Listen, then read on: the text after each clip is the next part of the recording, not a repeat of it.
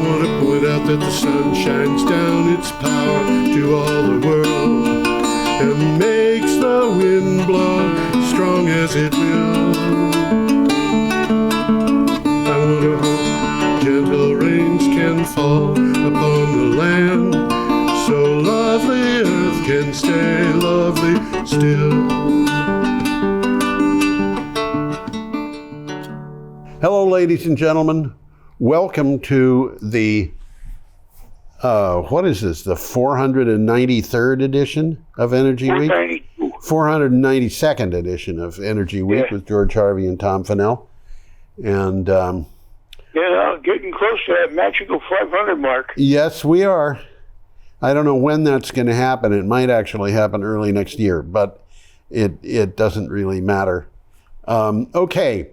Every day I go to the internet, I find the news for energy and climate change, build up little synopsis for each piece that I think is interesting with a link to the original article, post them at my website, goharvey.com. You can get the Tom has an annoying computer thing. So don't let it get you down. I've just lost a page for it. No. Oh well. Purchase, better choice than ever. Yeah. They want me to subscribe to something that I've already subscribed to. Well, that's the way computers are, isn't it? Well, okay. It's not a computer that's causing the problem. It's this damn company, McAfee. Yeah. Okay. We have a story now from CNN about what is going on. First one coming up, yes, it's CNN as rescue in Naples, huh? That's Naples, right. Florida. That's right. What do you have for a title for this? Florida got hit pretty hard. Yes, they did. We have some interesting information on that later on. What do you got for a title?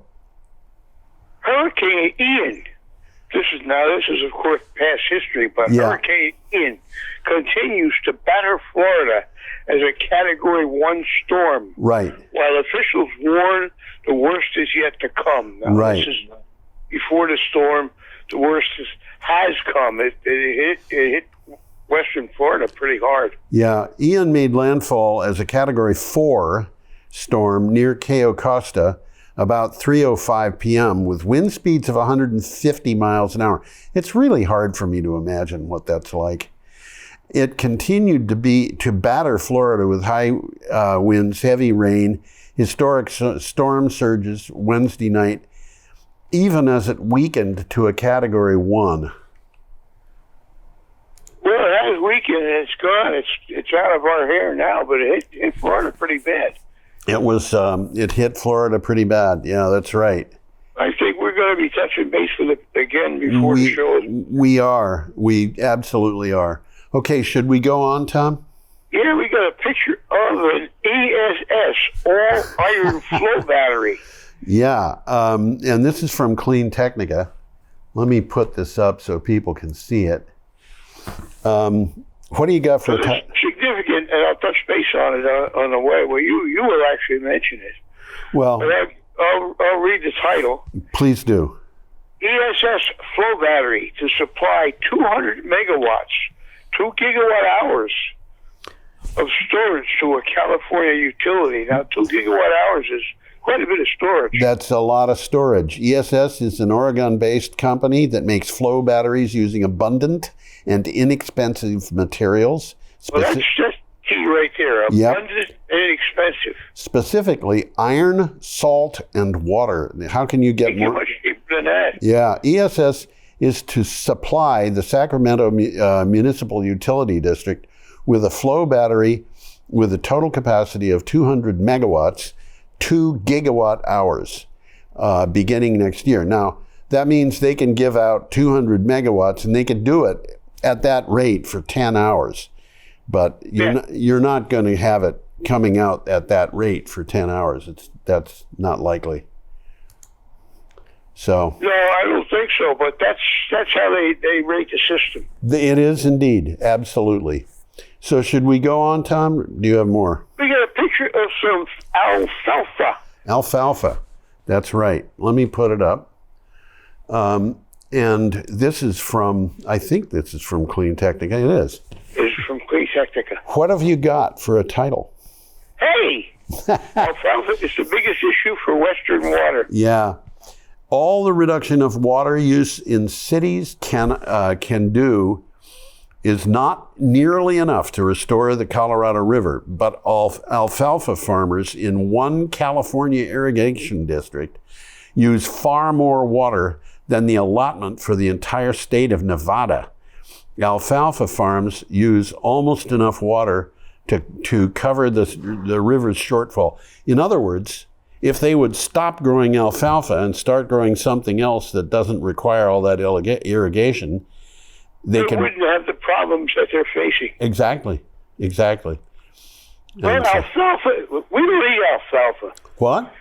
We don't eat alfalfa. Yeah, but cows do. Cows do. Yeah. So it's a forage for cows, and we eat the cows. So alfalfa is a big product basically in the Imperial Valley. Yes. Okay, we're up to Friday, September 30th, and what do we have here? A picture of a couple of wind turbines in West Virginia. Yes. My God. By golly. Okay, this is from Clean Technica. Last gasp for Mountain Valley Pipeline Natural Gas Project. Boy, I'll tell you, when I saw this, I just had to laugh. The natural gas stakeholders thought they had the Mountain Valley Pipeline in the bag. Federal legislation that would have cleared the way for it and other fossil energy projects was cut from a spending bill by its own sponsor, Senator Joe Manchin. That is very interesting. Yeah, this should be a warning on fossil fuels. He's a coal lover. Well, he has been. I don't know if he is anymore. I mean, coal is basically, it's almost gone. And he is, well, he got where he is from the support from the coal industry in West Virginia. Yes. So, even though he doesn't live anywhere near the coal area of West Virginia, he has parlayed that into a seat in Congress. Well, he's had commercial interests in coal, I think. So. He's had commercial interests in a lot of things. He's a very wealthy man. I believe you're right. Okay, our next item is also from Clean Technica. What do you got for a title? There's a picture of an experimental wafer stack, whatever the heck that is. Yes. Go ahead. From Clean Technica.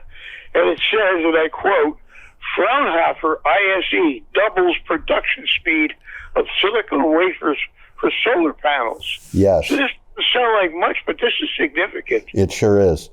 Working with a consortium of companies and research organizations, Fraunhofer ISE devised an innovative production line that can produce 15,000 to 20,000 silicon wafers per hour.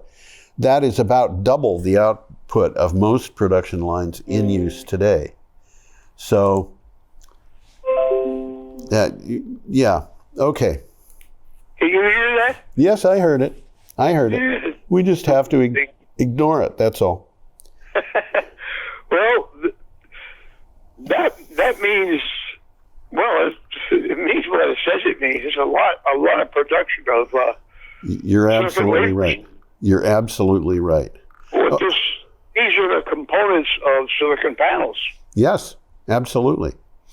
Okay, our next item is from Florida. And we got a picture of some people getting a little bit, staying dry while almost getting wet. Well, the thing that I found when I had to go looking for this photograph, and the thing that I found was these girls were waving to everybody who came by, just trying to let them have a good day. So this is from CNN. What do you got? Hurricane Ian's rainfall was a 1 in 1,000 year event for the hardest hit parts of Florida. Yeah. Now, I'm going to say that again. That's a lot. That's a significant thing to chew. It is. Hurricane Ian's rainfall was a 1-in-1,000-year event for the hardest hit parts of Florida. Yeah. Hurricane Ian slammed into the Gulf Coast of Florida on Wednesday with record-breaking storm surge and devastating winds.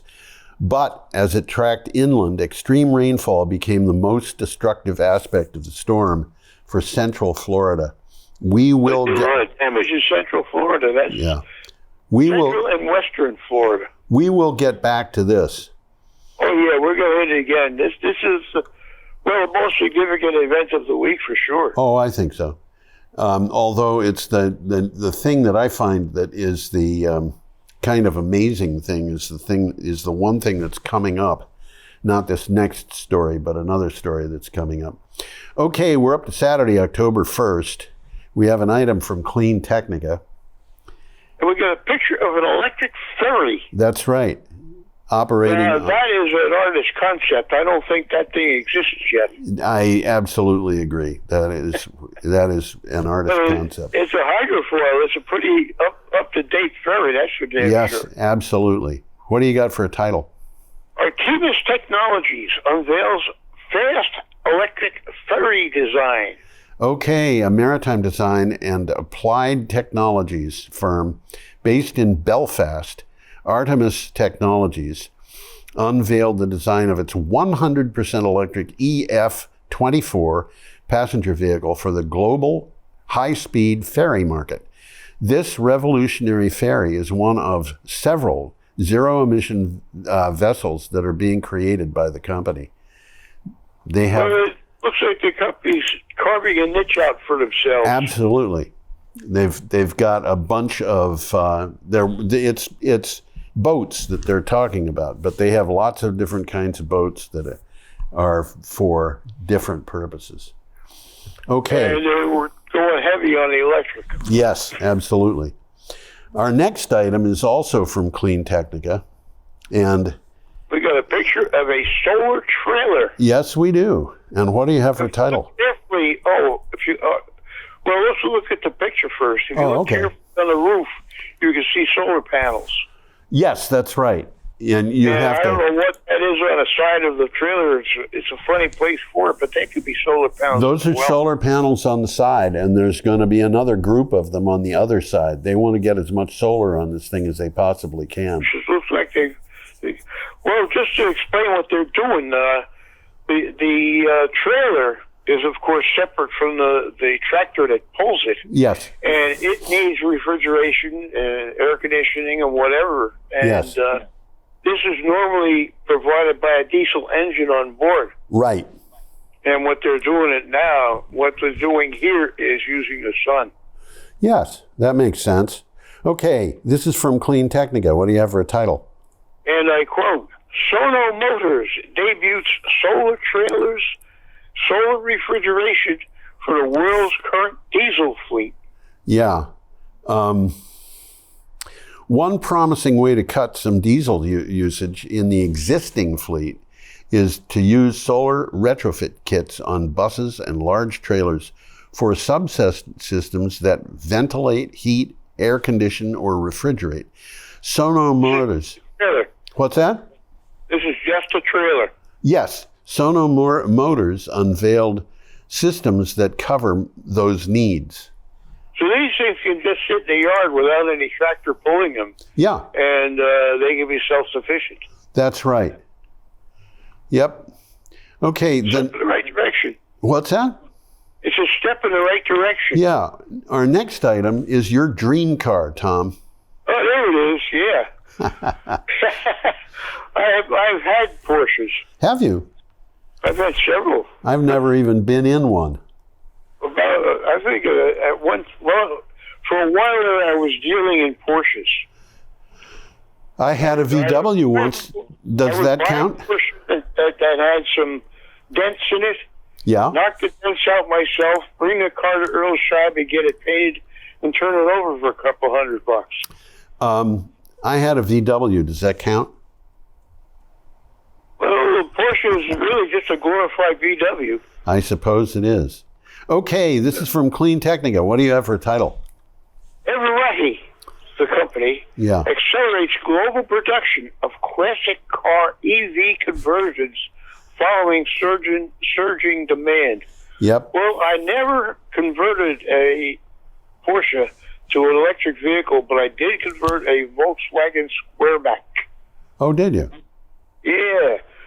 I got a kit. There was a kit available, and I got this DC motor, which was huge. It's much bigger than a bread box. Oh, yeah. Those old Bigger diesel. than they are now. Yeah, those. I had a Prius, which was a 2001 Prius, the first year they appeared in the United States. That thing had a 35 horsepower motor in it that was about the size of a grapefruit can. I was absolutely amazed when I learned that that was the case. Okay. This motor was a lot bigger than that. Like I say, it was bigger than the bread. Yeah. So what do we have for a title here? Everybody accelerates global production of classic car EV conversions following a surging demand. Everati has been working hard to ensure that timeless classics are also part of the transition to EVs. By converting legendary cars of yesteryear, Everati is preserving them for a new generation to drive and enjoy without gas-guzzling guilt. That's a nice looking car. Yeah, well. It's a matter of taste, but well, like I said, I had a total of 9 Porsches. 9? Yeah. Oh, I bet you're unhappy. Well, as I already said, I was dealing in them, you know. Okay. I'll bet you regret not having anything now. Well, I got a Mercedes. Yes. Okay. We're up 40-year-old, but it's Mercedes. Nice Okay. car, too. We are up to Sunday, October 2nd, and we have we have a picture that is kind of hard to fathom. Well, it's a picture of a typhoon, Yeah. and it's the Philippines. Yes. And if you look at this very carefully, you can see that around that whitish area in the middle, there are some lines, kind of white lines. And that is the island of Luzon. Oh, yeah? Yeah, that's what it is. What? In the Philippines. Yes, that's correct. Okay, we have this That's is from what it says. CNN. What do you got for a title? Nauru. Now, this is the name of the storm. They have storm names like we do, and they got a different set because they live where they speak a different language. Yes. But Nauru became a super typhoon in 6 hours. Wow. Yeah, wow. Scientists think powerful storms are becoming harder to forecast. Yeah.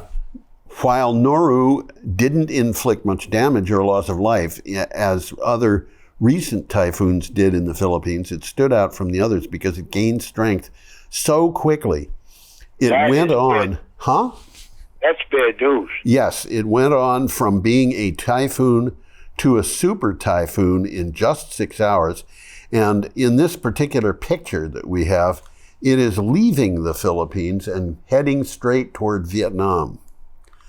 I was going to say Thailand, but that's on the same peninsula. Yeah. Okay. Well, I tell you, there goes that stupid thing again. Yes. Oh, Christ. I pushed the wrong button and it's gone. Now I'm back. Okay. Okay. We have a picture here of a wind farm near Madison, New York. And Yeah, we do. That's a wind farm near Madison. And by the way, Madison is in the exact center of New York State. They couldn't get any closer. Really? Okay. And it's a huge metropolis. Population is 3,000. Okay, we have this item which comes from RWE, which is a business. So what do you got for a title? It's the name of a company. RWE agrees to acquire Con Edison Clean Energy Businesses Incorporated. Yeah. And it is one of them operating in southwestern Massachusetts near us. Okay. German renewable energy company RWEAG signed a purchase agreement with Con Edison to acquire all shares in Con Edison clean energy businesses. AG is German for incorporated. Yeah. Con Edison CEB has about 3 gigawatts of capacity operating in the United States. And Gigawatts is gigawatts, baby. yeah, that's right. And another 7 gigawatts in the development pipeline. So there's a lot going on there. Well, this company, RWE, ranks among the top 10 onshore wind companies in the U.S. Okay. So we haven't heard much about RWE, but they're a biggie. Well, I come across RWE from time to time. Yeah, they're a biggie. They're up there. They're up there, no question about it. Yep. We got a nice picture of Fort Lauderdale. Yeah, let's look at Lauderdale, anyhow. Let's look at, well, it gives you an idea of what happens when people build next to the water. I think, I don't know it for a fact, but I think every single piece of property that you can see from this, and you're looking down from above, I think every single one of them has got frontage on a road and a place where they can get into their boats. And that means that they're very, very close to the water. And I don't know. Okay. What? I just find that very disturbing. I don't know if it's bothering you. It doesn't bother me. No. Lack of flood disclosure laws is putting home buyers at risk as extreme storms become more frequent.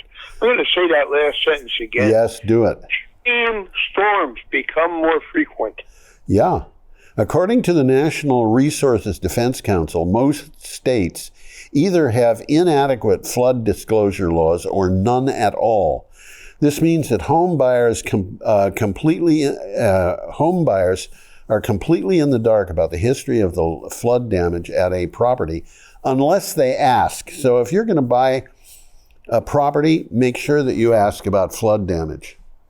Absolutely. Absolutely. Absolutely. Yeah.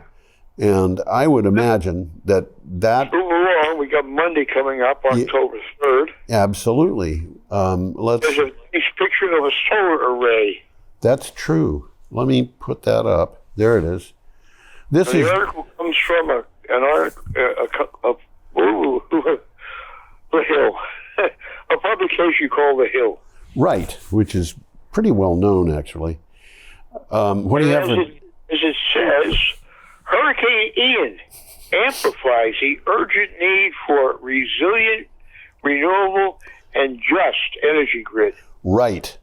Climate change is fueling more intense storms with power outages that can be lethal, but distributed renewable energy generated at or near the place where it will be used can keep power flowing to homes, hospitals, and businesses when disasters hit. That is the future, distributed renewable energy. Absolutely. And as a matter of fact, the next item that we have coming up, which also comes from CNN, I shouldn't say also, it comes from CNN, will tell us more about that. Should I just go on?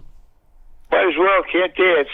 Nice picture of a Babcock Ranch solar array. Yeah, and this is a big array. This is 70 some. Pretty big. Yeah, it looks big. Yeah, 70 some megawatts. I don't remember the exact number. What do you have for a title? Ooh, what's this stupid thing? Don't let it get you down. This 100%. Oh, damn it! Don't let it get you down. What is it that the guy says? Non illegitimati carborundum est. Non-illegitimate carborundum. That's right. Don't let the bastards get you down. Okay. What do you... Oh, this stupid thing. They are just having fun with you, Tom. Okay, what do you got for a title for this? This 100% solar community. Something's coming, obscuring my screen. Oh. This 100% solar community endured Hurricane Ian with no loss of power and minimum damage. Right. Babcock Ranch says it is, quote, America's first solar-powered town, end quote. Its solar array makes more electricity than the 2,000-home town can use. When Hurricane Ian came barreling through the Southwest this week, the lights in Babcock Ranch stayed on. They never lost power. Everybody else in Southwest Florida lost power, and for a long time. But they were generating more than they were using. Yeah, and they did not need to be tied to the grid. They could just go on, do the stuff they want to do. So they had... Babcock Ranch is the name of the town. Yes, that's right. And it's a planned community. And one of the things about Babcock Ranch is that it was planned and built so that everything was to code. So they have this community is built to be able to withstand very high winds, and they can do it. Well, it's a town south of Sarasota. Yeah. And it's not on the coast. It's located inland. Yeah. And it's near Fort Myers. It's about 25 miles northeast of Fort Myers, which means that it was just in about the place where the hurricane went after it came ashore. And these people got about as bad. They get hit pretty bad. They did. But they were able to withstand it. And, the solar panels did not come apart. The batteries just kept going. And in fact, our next story... We're going to mention that. Yeah. Our next story talks about that. And what do you got? This is a picture of a solar roof. Yeah, and we're going to be seeing more and more of them because, for one reason, they make a lot of sense. Yeah. This is from Clean Technica. So what do you have for title? Picture of a Tesla solar house, and it says, quote, Tesla power walls survive hours underwater in Hurricane Ian. This is crazy. Kelly Roofing, a licensed Tesla solar roof installer in Southwest Florida, where Ian made landfall, says a solar roof it installed has no damage apart from a small amount it got when a 30-foot boat landed on it. Okay. What? Roofs aren't designed to withstand 30-foot boats landing. No, they generally aren't. And two power walls that were underwater, now I want to point out this is seawater here, for hours are doing fine. How do you figure? Well, they're not damaged by water, that's for sure. Yeah. Okay. Let's move on. We're up to Tuesday, October 4th. I think we're going to... Oh, this is an interesting picture. I look at this and I think if I were going across the Atlantic Ocean, this is what I would want to do. I've gone across... Yeah, this looks like a pretty nice way to travel. Yeah, I've gone across the Atlantic. I went across the Atlantic in a Boeing 707. That was in 1963. And it was very uncomfortable, and it had all its problems. And this thing just looks to me like it would be kind of delightful. So what do you have for a title? When I was inside an Airliner 10 blimp hydrant. Oh, well, that's the title of the picture. Trains, e-bikes, and blimps. Bill McKibben envisions slower, cleaner transportation. Yeah. Years ago, a group of people in France founded a, quote, slow food, end quote, movement, celebrating the joy of dining rather than downing a burger and fries and dashing back to life's fray. Could we be ready for a, quote, slow travel, unquote, movement? Bill McKibben certainly thinks so. Well, McKibben's lives in Vermont. We're going to see if we can get him on a show. I have a feeling that Bill McKibben is kind of busy. Anyway, should we go on or should we pretend? Stupid thing is coming. What? The stupid thing is driving me nuts here. Well, don't let it get you down. Just it obscures my screen. Oh dear. Okay, we have a picture of a battery, which comes from Dennis Schroeder at NREL, National Renewable Energy Laboratory. And it also comes from Clean Technical. This comes from Clean Technica. And you have a very short title. Think popping up. Okay. Microgrids for anyone? The National Renewable Energy Laboratory, that's NREL, published a description of an improved set of controls that saved NREL during its own outage. It describes a microgrid approach that sidesteps the central controller, an expensive and complicated component, to make microgrids easy and low cost where they are needed most. And Microgrids make sense. yeah. In the future, we're going to be seeing a grid composed of microgrids. Oh, I absolutely agree. I don't think it's going to be a grid. I think it's going to be a network. And I think That's a good observation. I think I agree with you there. yeah. But this thing that happened at NREL, they had a really bad power outage, and somebody at NREL said, we need to have electricity. We've got all this stuff. We should be able to get it going. So they did. And it meant that they had to kind of improvise the way some of the stuff worked. So there it is. So are you ready for the next one?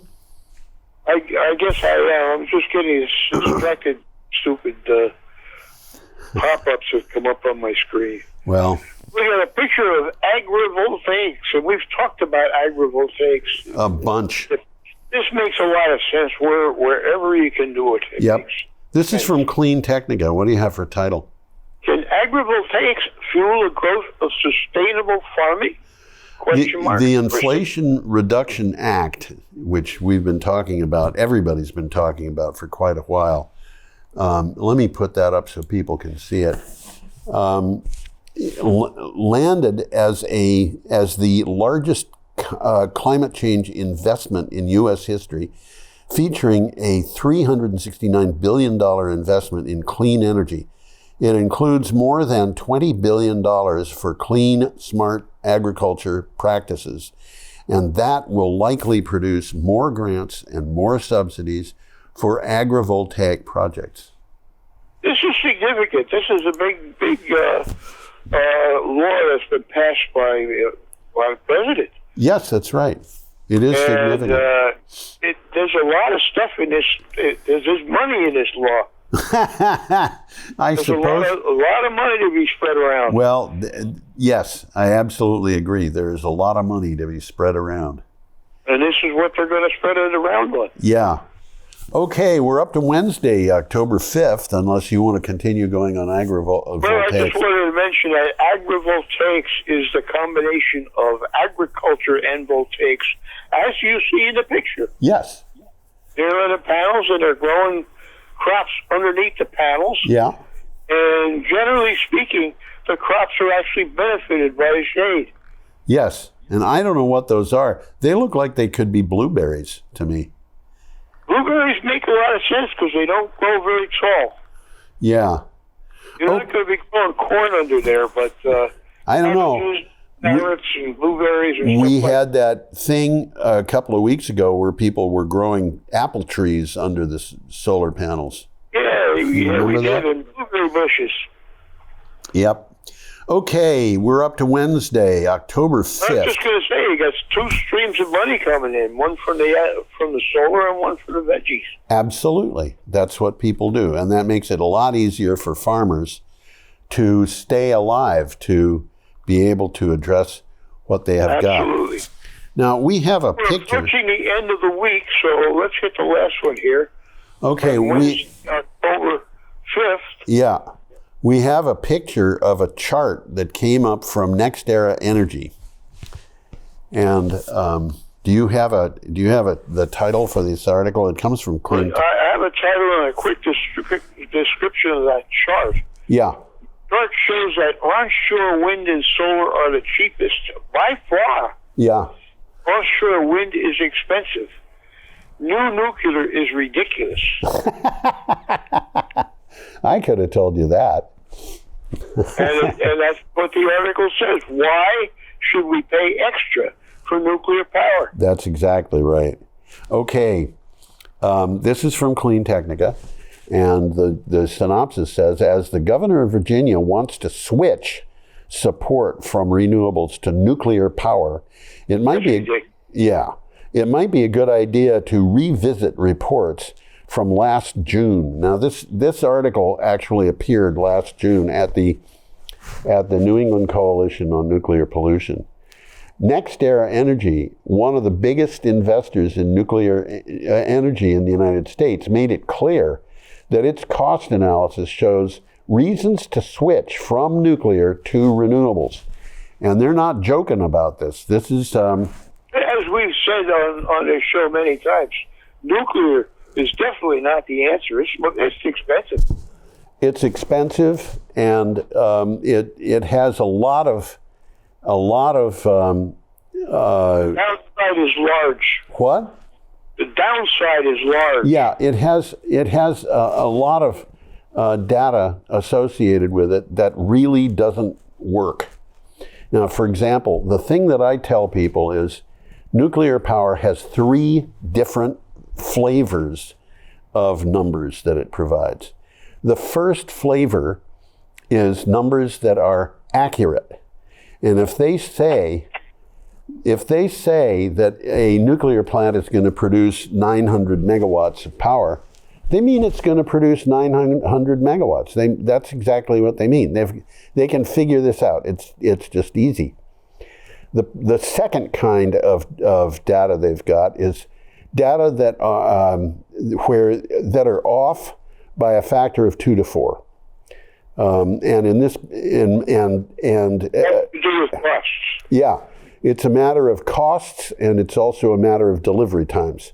If they say it's going to cost $5 billion and take 6 years, you can count on it. Take 12 years. Yeah, it's going to take more like... at least. Yeah, it's going to take more like $10 billion and take 12 years. And then the final thing is the safety analysis that they have done. And if they say that a nuclear power plant has a 1 in 10,000 chance of melting down in any given year, actually the number is going to be closer to like 1 in 1,700 because their safety analysis is way, way off. And if there was a time when it looked like nuclear power was going to save the day, but it just hasn't worked out. Yeah. What we had was nuclear power was going to come along, and it was going to save the day, as you said. And the problem is that, you know, if you look at the nuclear power plants that have been out there and the safety analysis, you come to the understanding that most nuclear power plants have a failure rate of 1 in 20,000.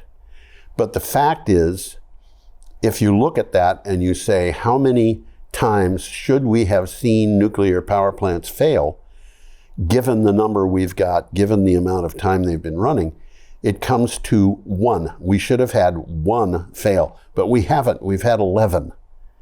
Well, at one time it looked like nuclear power was going to save the day, and that whole thing was smoke and mirrors. I absolutely agree. Yeah,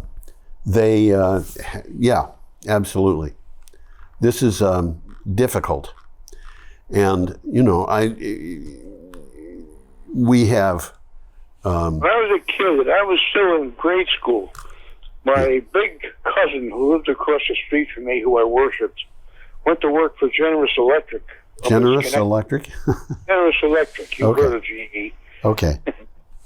And he gave me this little a magnet that was energized from nuclear power, and it was attached to a little coin that said that it came from nuclear power, generated in Indian Point. Okay. I cherished that thing as a kid. Yeah, I believe it. And it was all smoke and mirrors. Yeah, well, okay.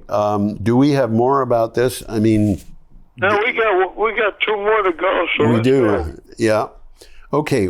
Got a picture of a battery energy storage system from Clean Technica. That is correct. And it says, and I quote, New York Governor Hochul, and a quote from her, Electrovaya to establish lithium-ion battery gigafactory in Chautauqua County. Right. Governor Kathy Hochul announced that Electrovaya Incorporated, a producer of lithium-ion batteries for transportation and utility storage, has selected the town of Ellicott in Chautauqua County, New York, as the site for its first U.S. plant. Well, for what it's worth, Chautauqua County is the westernmost county in New York. I've been there. It is located south of Lake Erie, and its largest city is Jamestown. I haven't been there. I haven't been to Chautauqua County. Well, I don't remember why, but we went to when I was a kid. We went to I don't know. We went to the west end of New York, and then we went down to Erie, Pennsylvania, and I think that would mean that we had to go through Chautauqua County. I would figure that you did. Yep. Yeah. Okay, so should we go on, Tom? We're way ahead of schedule here. This is driving me nuts here. Yeah. I don't know if you're hearing it or not. I'm hearing it, and so is everybody else. Every time you hear that, something comes up to an obscure part of my screen. Oh dear. Okay. We're almost through, so I think we can survive it. Now I'm going to call them up and give them some nasty words. Well, I told you. I have what they're trying to. I possess what they're trying to sell me. Yeah. There's a picture of some wind turbines. Yes. And it comes from a company called RWE. We've talked about that before. Yeah, we did. Yeah. And the article came from Renews. That's correct. RWE pledges 15 billion euros German green drive. Yes, RWE has pledged to accelerate its efforts on phase out of coal power generation, boosting its investment in renewables to replace the fossil fuel. RWE said it is ready to end lignite-based electricity generation in 2030 and confirmed that it will invest massively, that is in quotes, invest massively. Lignite is one of the most dirty sources of electricity. But they're going to invest massively in renewable energy. That makes a lot of sense. It sure does. Now, RWE is a German word, and it doesn't make any sense in English. Well, what does it mean in German? Do you know? I did see it, but it doesn't mean anything to me, so I didn't copy it down. All right. Well, whatever it does mean, this company RWE ranks among the top 10 onshore wind companies in the United States. Yes. So they're a significant outfit. And I think probably among the top wind operations worldwide. I would not at all be surprised. I wouldn't be surprised at all. Yeah. Well, that's the end of it. That's where we're going. These stupid things keep popping up on me. That's right. We've had a tough day, and so we have to. Let's see. I've lost my. Oh, come on. You know, it's one of those things. Well, we've talked about everything we were going to talk about, so we have indeed, and just wave goodbye to everybody. Yep, and I don't know. Oh, there it is. I was having trouble finding the cursor. Oh, okay, so we're going to tell everybody. When that happens. Yeah, we're going to tell everybody to have a truly magnificent week. And we'll wave. And we'll wave. And Tom always waves, even if you can't see him. I always wave. And I always wave. So we want everybody to be happy. And there we go. Okay. Well, there's more good news than bad news, but a little bit of both thrown in. Yes, I think that's true.